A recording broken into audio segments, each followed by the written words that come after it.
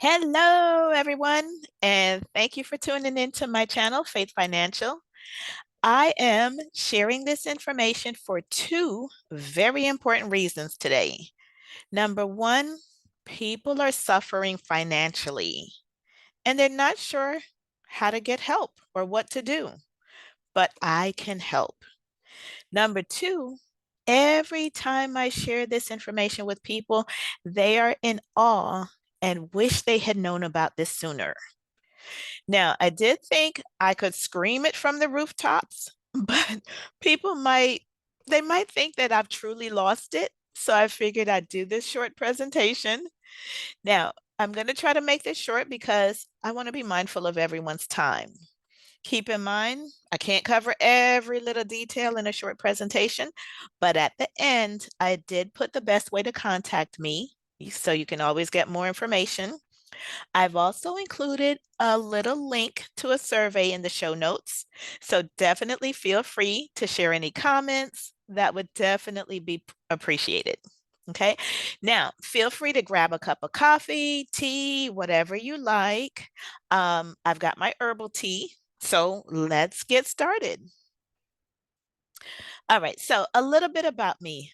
I am not a guru on how to become rich overnight. I do not have a magic genie, but I am somebody who has lived and learned from life's lessons, and I have the experience to back up what I'm saying. Okay. So I'm willing to share with everyone what I've learned, and hopefully this can help other people. Okay. Um, for people who know me, this is actually a second career. My first career was law enforcement. When I retired from that, I ended up having a retirement, but I was still too young to actually retire. And I had a child who was still dependent on me. So I had to kind of figure and put those elements in place and say, what can I do? So, of course, I started a second career. And based on all the studying and classes and everything that I was taking, I ended up teaching some of these classes. And now I put it into practice by sharing with people how they can use these financial vehicles to better their lives and empower themselves. Okay. So, hence, which is why now I do this generational wealth building. That is my forte. I love it because money should not be something that comes and goes. It slips through your hands, and then you turn around and say, "Oh my gosh, I had $1 million." That happens so often. So I want to be able to teach people how to make the money, and keyword passively, or as passively as possible, and how to hold on to that money. Okay. So that's what we'll get into. All right. So next, um, when we talk about generational wealth, there are actually multiple ways to build generational wealth. You can have a 401k from your employer. You can start your own savings account. You can invest in stocks and bonds. You can get into real estate. You can stuff it money in your mattress. You can even go outside and wish on a star. There's multiple ways. Okay. Now, I'm going to start with one. And the reason why I like this one is because it's not a whole 10-step process. It's not a what if, it's not a you have to buy a course and all of that. It to me is a simple make a decision, get started. Okay. But before we jump into that, I do want to ask everyone, if you want to put this video on hold, you can, but I'd like to ask you to write down your ideal vision of what your life would entail if you had that wealth, that generational wealth, whether it be now or in the future. Write down what your life would be like. And that's the goal that we're trying to get to. Okay. So I did put a few little questions here on the sheet, on the slide, so you can kind of see, to kind of just spark your writing process. Okay. Now, a few things that I want you to factor in is number one, we are living longer. So the average retiree can live about 30, 35, 40 years after they retire. So keep that in mind, okay? You don't want to outlive your money. Very important. Number two, the average monthly income right now in today's rates is about $5,000 after taxes. So that's going to be what you bring home. Okay. So let's say, for example, if you have a nest egg, which is, let's say, $1 million, we'll use round numbers. Let's say $1 million. Yay! That technically means that you are a millionaire. But before you get too excited, $1 million would actually only last you about 16 years. Okay, 16 years, and that's not based on factoring in inflation, the cost of living in the future. Now, if you plan to retire and only live 16 years, then just go willy-nilly, live life to the freest, as the young people say, YOLO. But if you'd like to not be on Skid Row or dependent on others, then I would tell you to continue listening. Okay. Number three, factor in the ideal nest egg should be enough that you can actually invest the principal amount and live off of approximately 8%. Okay. That way you hold on to your nest egg, you never lose it, and you're just living off of whatever growth you get. Okay. Now, the ugly truth is that most seniors today, they actually relied on the concept that Social Security would be there for them when they retire. Now they're realizing that that's not a guarantee. The other thing that seniors rely on is if you had a pension, a 401k plan. A lot of companies are not offering that any longer. So, those are all reasons why it's so important to make sure you plan for your own future. I'm super optimistic. I hope, pray, whatever, click my heels 2 times that Social Security will be there in the future when I'm ready to retire and when you guys are ready to retire. But I'm also realistic that even though it may be there, the government has the option to modify how much each person gets or how much they give out year by year. Okay, so keep that in mind. Sometimes it decreases. Sometimes you hear people say, oh, I'm getting a raise on my check. A raise is not like a $20,000 raise. A raise is like, oh, I got an extra maybe $100 for the month. So again, Social Security, and Social Security is not something that you can say, oh, let me work overtime. Let me get a part-time job and get a second Social Security check. Eh, not happening. Okay. So what ends up happening now is you've got all these seniors who've retired and they are not able to make ends meet. Now, I imagine that maybe because of shame, embarrassment, um, seniors are not out there saying, oh, I don't have enough money at the end of the month. Now, they will tell someone when they need benefits, but they're not out there making videos like this and saying, oh, because I didn't have enough money, I couldn't afford to get my medications, or I didn't have enough money, so I was in line at the, um, wherever, like trying to get some kind of assistance, or I didn't have enough money, so I had to eat food that was old or stale, or eat cat food or something. Um, you don't hear people saying this, but it is happening. Okay. Now, I do a few things. I do life insurance, I do Medicare benefits. And so as a result, I get to speak to a lot of seniors, and I hear every day people are calling in saying their phone is going to get turned off, their lights are going to get turned off, um, all of the daily needs and necessities that we may not give a second thought to. Or we may just say, you know what, let me work an extra part-time job or something to cover those needs. When you're retired, you should not be out there working 2 or 3 jobs. We should not be doing that now. But while we're young and we have good health, sometimes we've got to do what we've got to do. Okay. This is the time to build that nest egg. Now, um, I talk to people all the time and they're calling in for things like any kind of benefits. And if you've watched TV anytime recently, you probably have seen Medicare commercials, grocery cards, all of that. That is because people need it. Okay. So I said all of that just to kind of share with you. If you don't think it's real that people need money, hello, yes, it is true. Okay.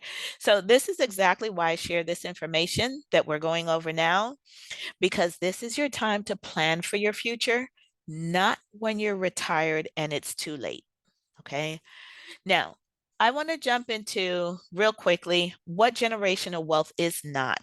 And I've listed a few things. For me, generational wealth is not instability, not knowing where my next meal is going to come from. It's not living to my old age and saying, oh my gosh, I never reached my full potential. I wanted to start a business. I wanted to do this. I wanted to do that. And I didn't. And maybe the main reason was because of financial requirements.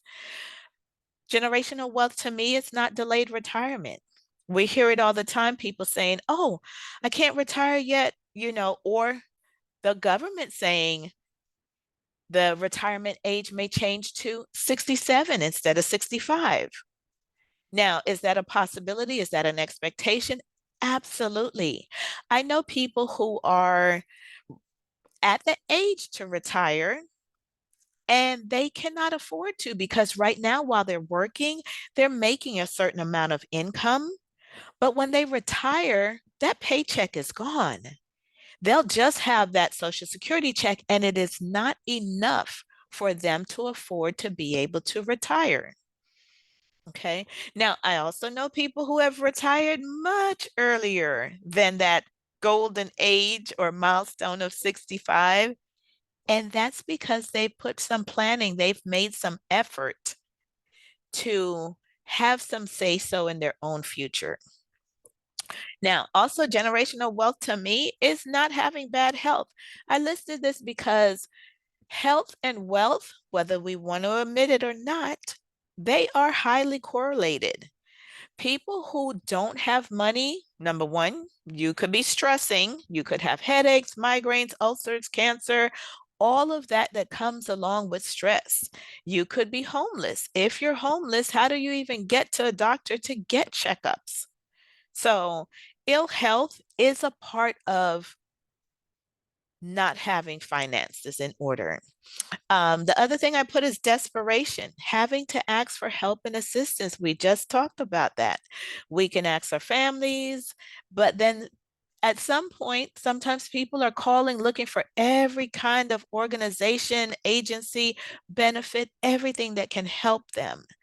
That desperation is not probably not pretty. Okay. Um, the other thing that I put this separate column because not having finances, especially when you're retired, doesn't just affect you personally, it also affects your family and those that care about you. So, one of the things that I listed is dependency on others. I don't want to retire and end up having to lean on my 2 children and say, oh my gosh, can I come live with you guys? Can you pay my bills? Can you do this? Now, if they want to help, absolutely, I'll embrace it. Send me on a trip to Paris. I'll take it. When it comes to family, I also put being an emotional burden. Now, even if your family helps you out, what if they don't have it? Or what if you become ill and they have to take off from work or something?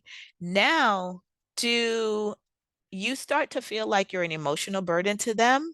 Hopefully not, but that could start playing in the back of your mind.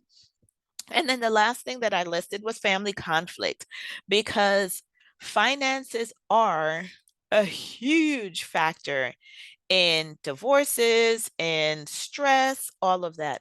And I actually looked it up, and there was a survey that says finances are actually the second leading cause of divorce in the United States. I'm sure people know that finances are a struggle, but the second leading one, how about if we can just eliminate that? Whew, mind blowing.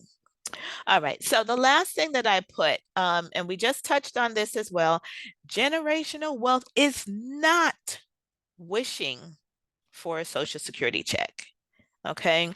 The reality again, Social Security may not be available in the next 20 years, which is a scary thought. That time frame may even be less. Okay. If it is not there or Social Security has decreased so much, which it's already there, but imagine it decreasing more and you only get like $500 for Social Security. Imagine the frustration. And at the end of the day, I think the only person that I would be frustrated with would be myself for not taking matters into my own hands and taking action when I had the opportunity to. Okay. All right. So next, generational wealth, what it is. Yay! A little positivity, a little breathing. Everybody stretch your arms and breathe in. Yay. Okay. So enough of that.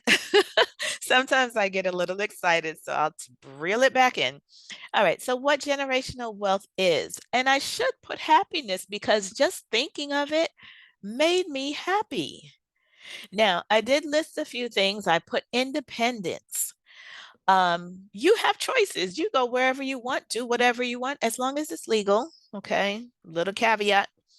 Generational wealth means that you can travel. I don't have to wait for my children to send me to Paris. Listen, pack my own bag. Poof, I'm gone. Generational wealth is freedom.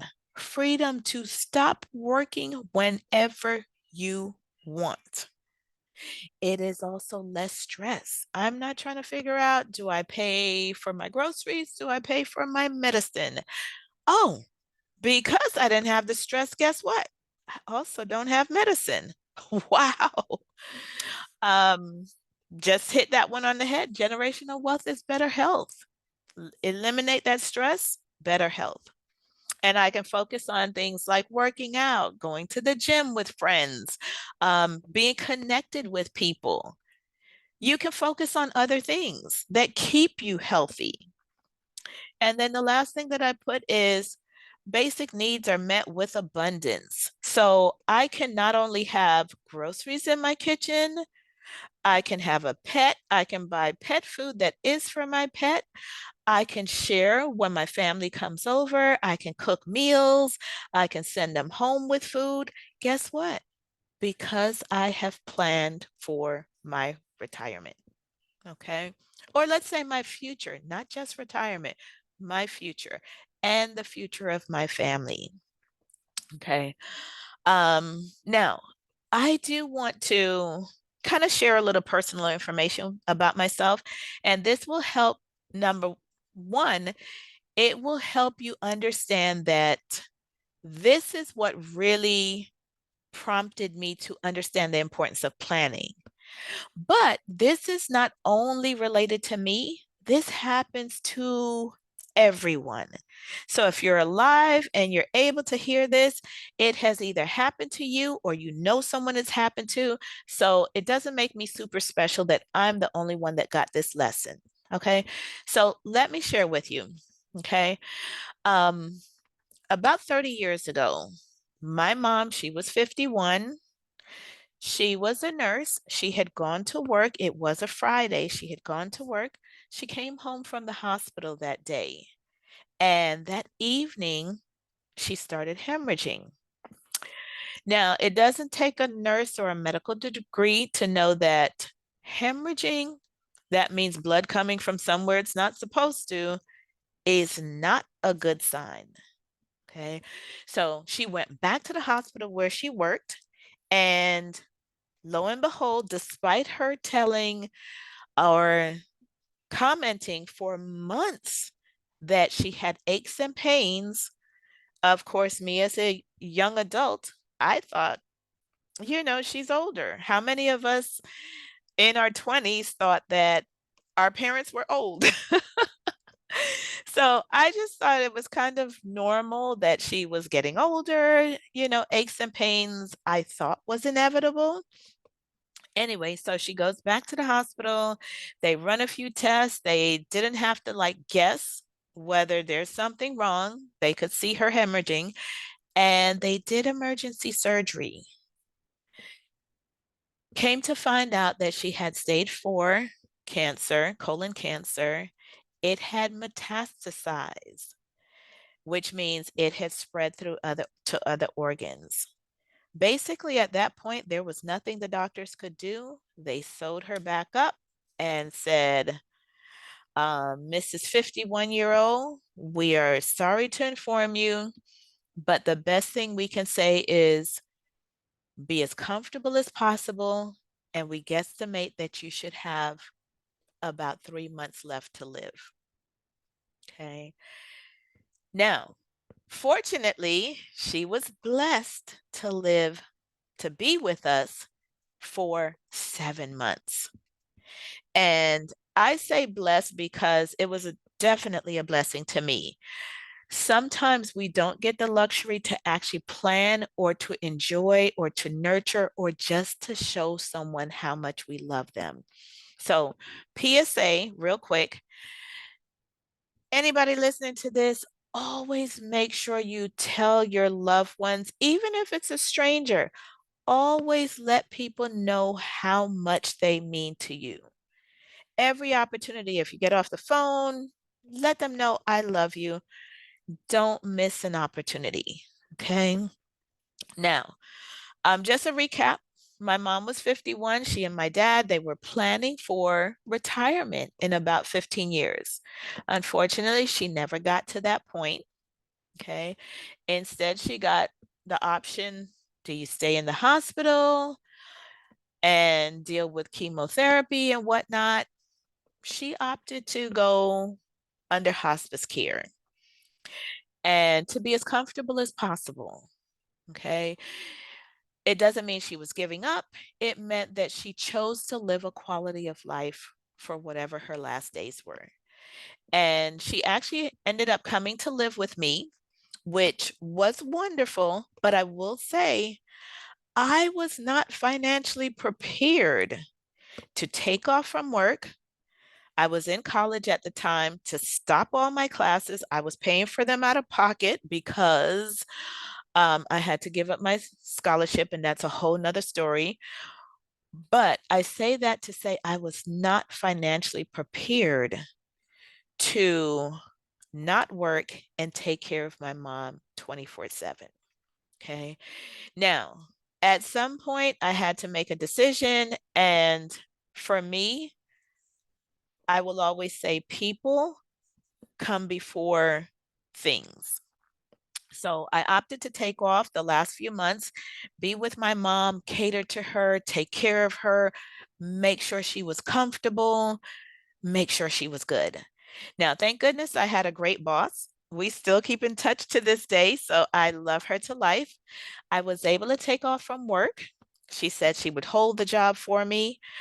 That wasn't necessarily my focus, but it did alleviate some stress that I didn't have to worry about job hunting when I came back. I was able to take time and care for my mom. Now, in that time, I will tell you the bill still had to get paid. I maxed out some credit cards like you would not believe. So if you ever want to talk to somebody about credit cards, I can be your person. So, not necessarily the greatest choice, but it was my survival mode. One of a few things. So I maxed out credit cards. These bills added up over time.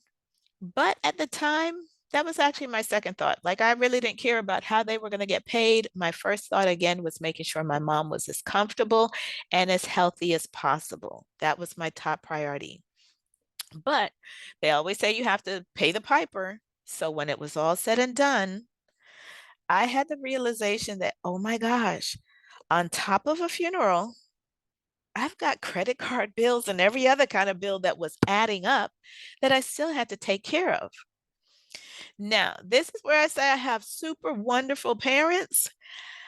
Thank goodness my parents were planners. Okay. That means that they actually took this advice and put something in place so that when the unexpected happened, they didn't leave the family in a hole. Okay. Now, because they had planned for the future, there was a life insurance policy.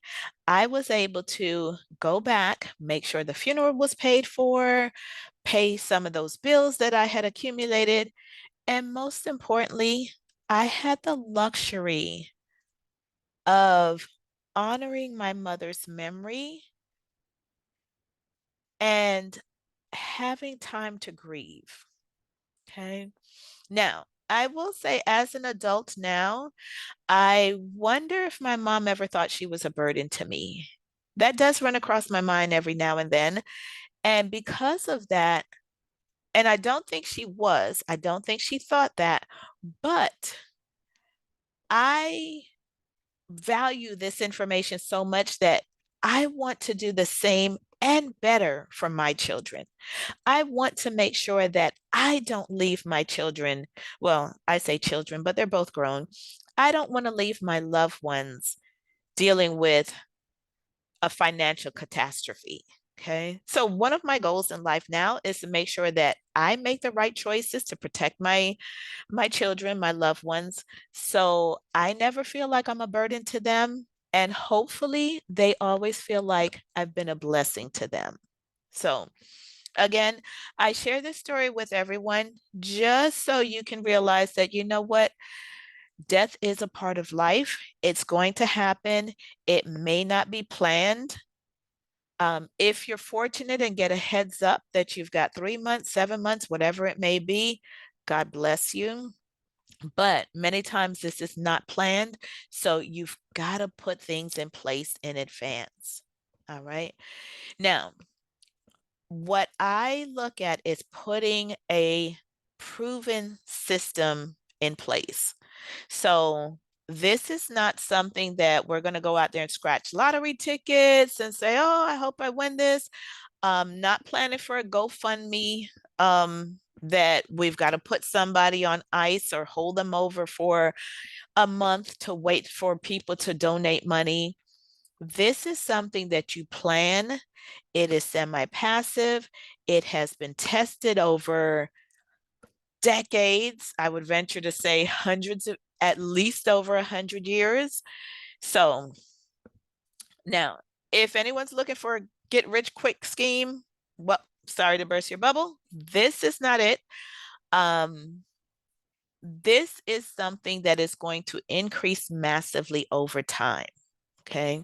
Now, here's an overview of it and how it works. First, you get a personalized life insurance policy that is designed to fit your budget, your lifestyle, and your goals. Okay. When I say personalized, that means you are in the driver's seat. You decide how much you want to pay, you decide how long you want to pay it. You are in the driver's seat. Okay. Very important. Now, when you make your contribution, it goes into the bank, of course. It doesn't go into my pocket, it goes into the bank. Banks, they don't really keep that money in the back of the bank in a vault. They actually invest it. They have people who constantly study the market, the S&P 500. They constantly study so they know how to make that money grow over time and produce a profit, not just for them, but for you as well. Okay, so they do get their portion of it, but they are investing it wisely so that everybody comes out on top. It is a win-win situation. Okay, now some people may ask, well, what happens if the banks fail? That is a great question. And actually, we don't have to go back too far to see what happens if a bank is in jeopardy of failing. If we look back just a few months, we can actually see a few major banks that publicly were going into financial crisis. Okay. And you may remember watching the news, and even on the weekend, they were breaking news, breaking news. But what happened? Bigger banks jumped in and acquired those smaller banks that were in crisis. That was number one. So they were not going to let their fellow banks fail. Number two, the government was also included. The government was bailing out the banks. And what amazed me was while all of this was happening, this was over the weekend when banks and the government should have been closed. So that shows you that if there is a crisis, I don't care how bad it is, banks are going to bail each other out.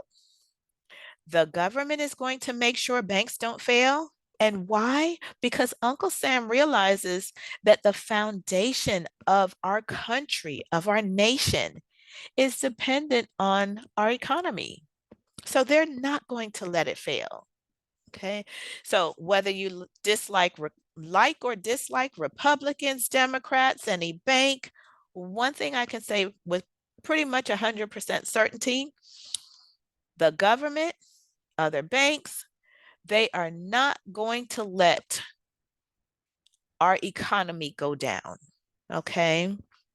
So, um, and this is actually, if any of you, how can I say this? Let's say some jobs still offer, usually government, county, city jobs, things like that. They offer 401k plans, they offer pension plans. This is exactly how they do it. And the secret is there is no secret anymore. You actually have the power and the knowledge to do this yourself for your family. So that I'm excited about because years ago, I did not know that. When I was in law enforcement, I didn't know how to do all of this. I just relied on the agency providing for me. So good update. We can actually do this for ourselves. All right. Now, I'm going to give you a little breakdown. I have done this for someone, well, for many, many, many people, but I just wanted to give a breakdown that I did not too long ago. Okay. And so you can kind of see a real life scenario. Okay. So first, I met with the parents. Now, they did have a little 4-year-old child. They wanted to make smart choices with their finances to protect their family. That was their goal. So we talked about things like having a healthy budget that still allows them to do all the things that they enjoy, but doing things in moderation, prioritizing what's important and what they may want to put on the back burner so that they can build. And a lot of times, I'm a huge advocate that you don't have to sacrifice. This is not sacrificing. This is not going into debt or poverty. This is about putting things in order. Okay. So, what we ended up doing was looking at over their, they actually did their budget and looking over what they had and showing them how they can free up some money and actually put their money into financial vehicles so they can be intentional about how they grow their money and how they use their money. Okay. Next, we talked about the vehicles that they could use. Remember, I said there's multiple streams of income. So we talked about this financial vehicle that they could use to get started. Okay. Um, Now, one of the reasons why we love this is because, again, they did not have to go to school, take a class, have any certain degree to be able to do this. Okay. They were able to start now. It was pretty much immediate and put it in the back of their mind and just know that it is working in the background with little to no effort from them. Okay. Now, as time goes on, they may continue to add multiple streams to their foundation, but this was one that they could start immediately with little or no effort on their part. Okay, so we work together, and again, here's the overview of what worked perfectly for them. Okay, so number one, for their family consisted of mom, dad, and a 4-year-old child. I'll use the name Little Johnny. That's not his real name, but just to protect the innocent, I always like to say that to protect the innocent, we've changed the names. Okay, now this does not have to be a mother and father. I know a lot of families today, the dynamics can be different. It can be single parents, it can be grandparents, whatever it might be. Okay, now for them, their goal was to spend their money wisely and make it grow as much as possible. Over time, they wanted to be able to access the cash that they were putting in. And in the event of an emergency, we did talk about that. This is not a bank account that you just put it in, take it out, put it in, take it out. This needs discipline. Okay. Money that you want to put in and take out, that's a savings account. If you really want to, if you're really disciplined, I always suggest to have an emergency fund so that when life's little Murphys come around, you've got some protection in place. You go to your emergency fund and take out. Okay. The other thing is they didn't want to wait forever. They don't want to pay for this forever. They want the money to keep growing even when they stop paying for it. Okay. Now, one of the lovely things with this is you are able to decide how long you want to pay for this. So with this family, they decided that a comfortable amount for them was $100 after they looked at their budget, was $100 a month, and they wanted to set a limit of 20 years so they could have that permanent increasing policy for their son. The reason why they picked 20 years is because they're still going to be working, but they did want to, they liked the milestone of when little Johnny was finished with college. They thought about high school, but they said, you know what, if we push it another 4 years, then we drastically increase what we're putting into. So they decided to take it all the way up to when little Johnny should be totally dependent. That's at the completion of college. So they did a straight 20 years. And just to mention, you guys can do less, you can do more. I've had people who do more than 20 years. And they say, you know what, I just want to maximize this as much as I can while I'm working because I know I'll be able to do it. Okay. Now, one of the great things with this plan is it gives them immediate protection. We are talking about building up money over time, but this plan actually works in two parts. It gives immediate protection and it grows over time. Okay. Now, both of the parents, as we spoke, and they all actually saw how everything is going to work, they did plan, say that they would, as time goes on, they would add other streams of income, like investing themselves as they learn more about the stock market. The husband wanted to start a business, and we talked about you can definitely do that. This doesn't mean that just because you do one stream of income doesn't mean that you can't do others. So definitely they are going to continue to build on top of their foundation, but they did take action and started with a beginner step. Okay. All right.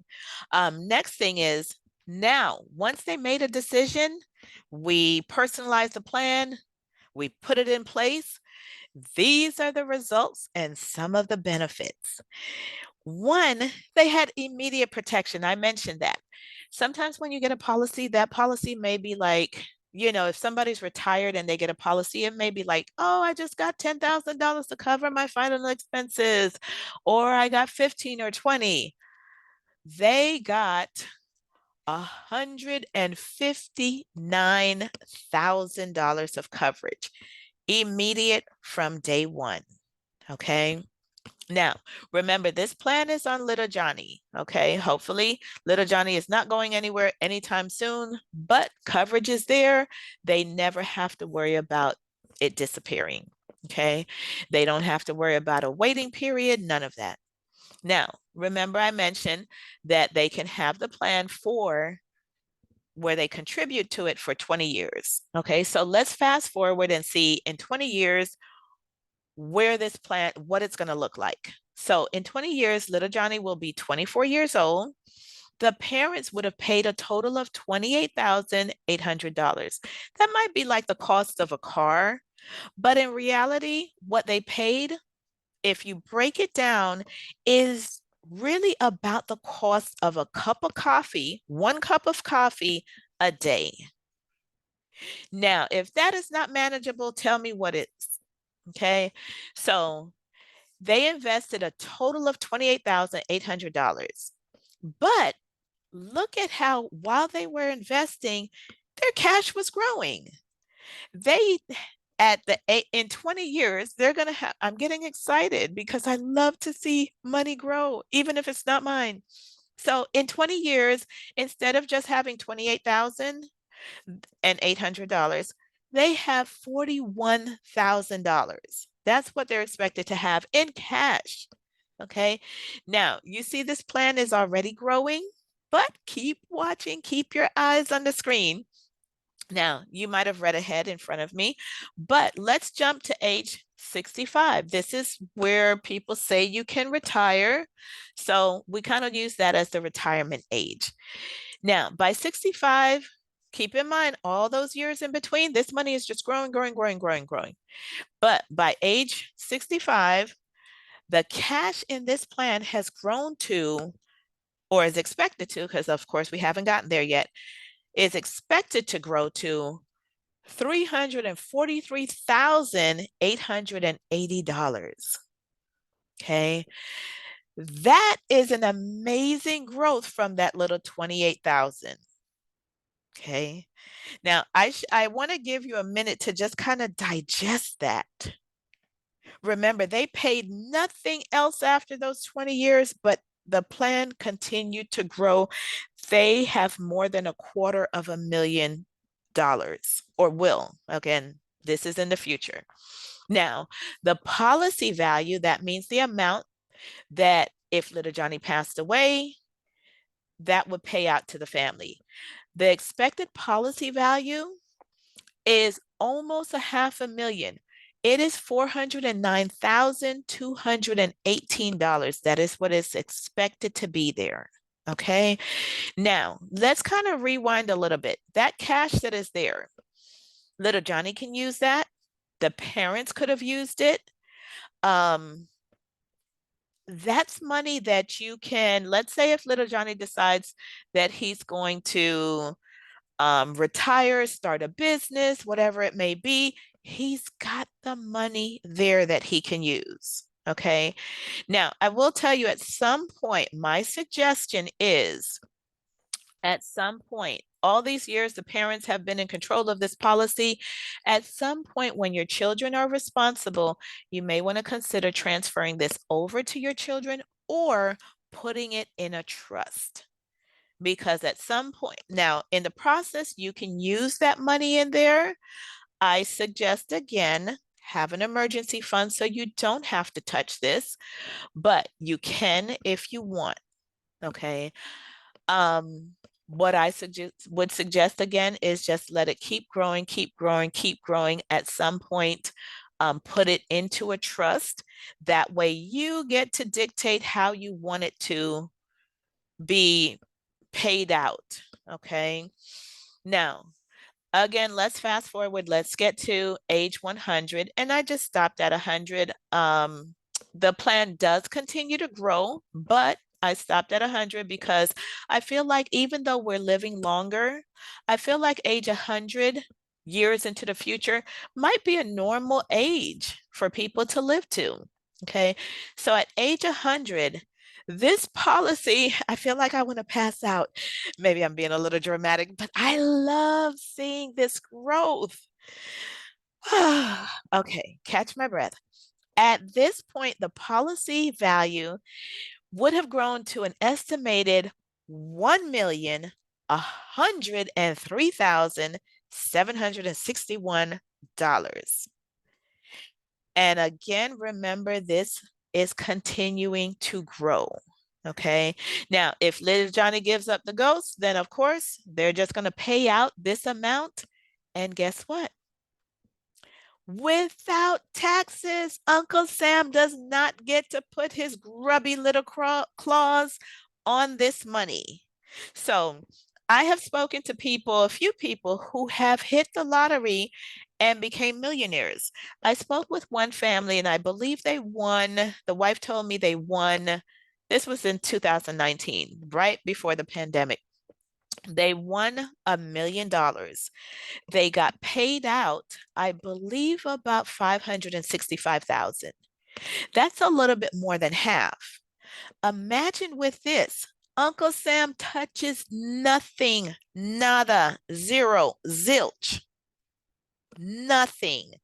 All of that money could now, in essence, if you maximize this, in my opinion, put it into a trust, that money goes into a trust, it continues to grow interest, and your offsprings live off of that interest, and you pay out this money can be paid out for whatever reasons the initiators of the policy, let's say the parents, whatever reasons that they deemed would be acceptable.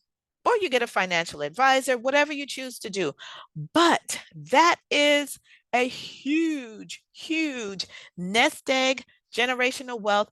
Imagine if you had two children. Imagine if instead of $100, one cup of coffee, imagine you did 2 cups of coffee. You're doubling what. Anyway, let me get off my soapbox because I'm getting excited. But I just wanted to do this example so you guys can see how it works, how to plan it, how it works. Now, there are some bonus add-ons that you can put, things like living benefits. For those who don't know what living benefits are, living benefits basically means that once you get the plan, God forbid if anything were to happen immediately before that cash really grows, they would pay out a portion of the policy amount. That's the 159,000. They would pay out a portion of that so that you can actually, God forbid somebody has a stroke and they need to take, they're not able to work. You still have that income. So imagine if they give you, let's say you take half of it, you take 75% of it. You've got a safety net built in. Okay, and the policy can still continue to grow. It also has things like accidental coverage, which means that God forbid if you pass away by an accident, that coverage amount doubles. That 159,000 would have doubled. What is that, like 298,000, I think? No, more than that. 200, 300, and I think 18,000, if my math is right. Don't ask me to do math. That's why I have a calculator. Anyway, so that's what accidental coverage is. And it also has things like guaranteed insurability. What that is, in short, means that, let's say little Johnny, I love to do these plans for children.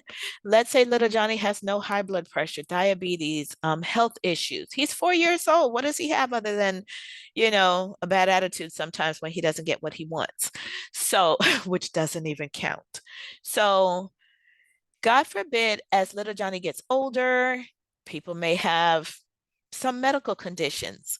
With guaranteed insurability, it means whatever health conditions, he could have even had cancer like my mom had, he could still increase this policy, get more coverage. Okay. That is huge. So I love that. Now, there are some other benefits. I didn't go over everything, but I just wanted to touch on some of the main add-ons because I think those are super important and people seem to like those the most. Okay.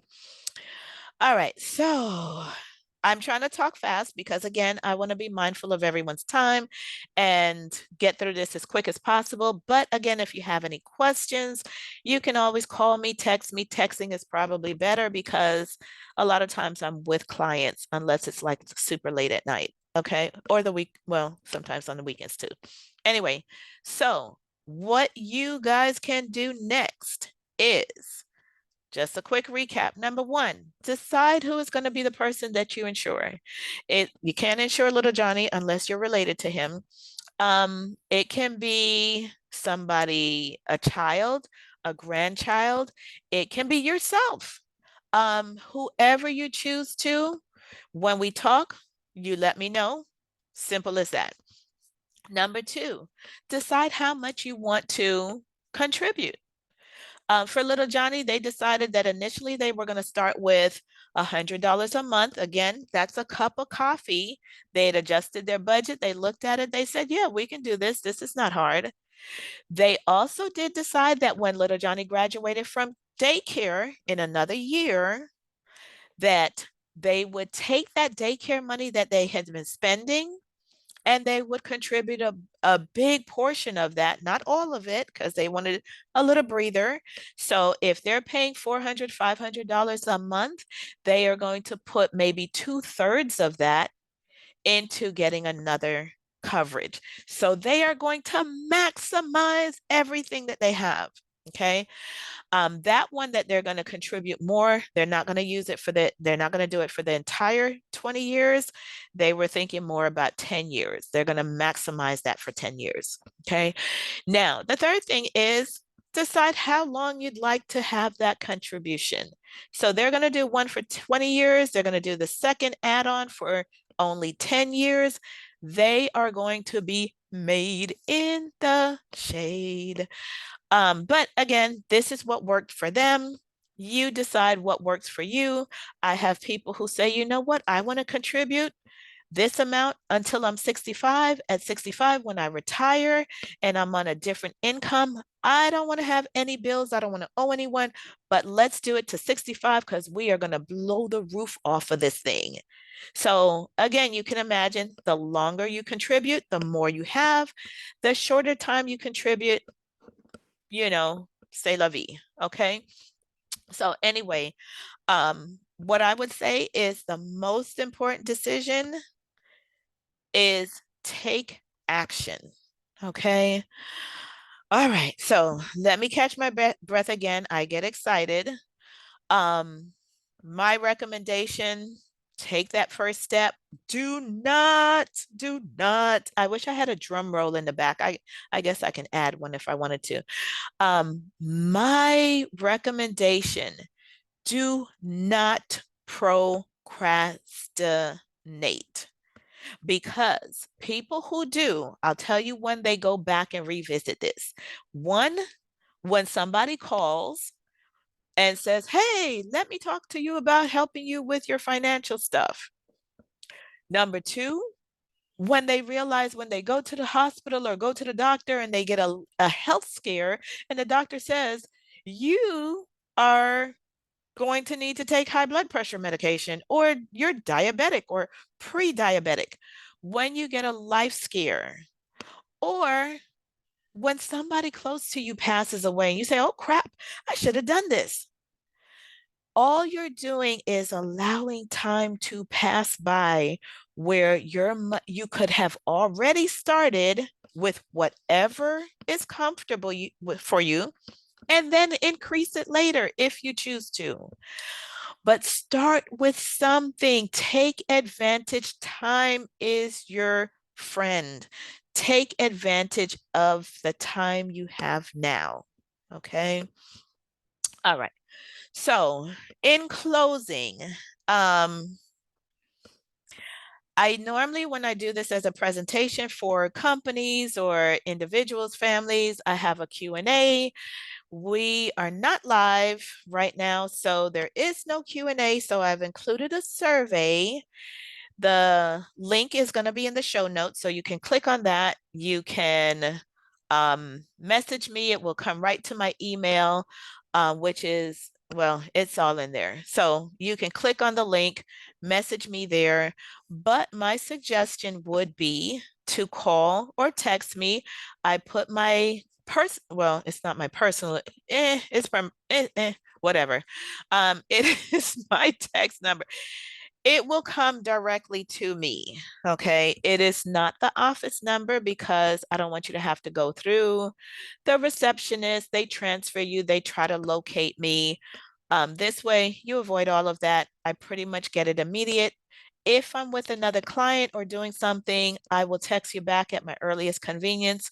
I do try to get back to everybody within hours, usually no more than 24 hours, but depending on when you text me. If you text me at 6, 7, 8, 9 o'clock at night, outside of it being an emergency, you may not hear from me until the next morning, but I try to get back as quick as possible. Okay, so I ask that you guys complete the survey because it definitely helps me know how I can improve what I'm doing. Um, my goal at the end of the day to give as much value and to be as much service as possible to everyone. Okay, so take action, do it now, text me.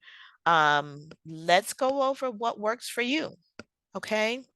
Now, again, thank you, thank you, thank you. I hope that I have given you great service, great value, and we can do something together. I do work nationwide. I am based out of Florida, so that is where I help most people. However, if you do live in another state or have somebody who's in another state, I can definitely still help. So whatever it is, definitely give me a call and let's see what works for you and how we can help. Okay. So everybody, I appreciate your time. Thank you for listening. You all have a blessed day and God bless you and your family. Take care.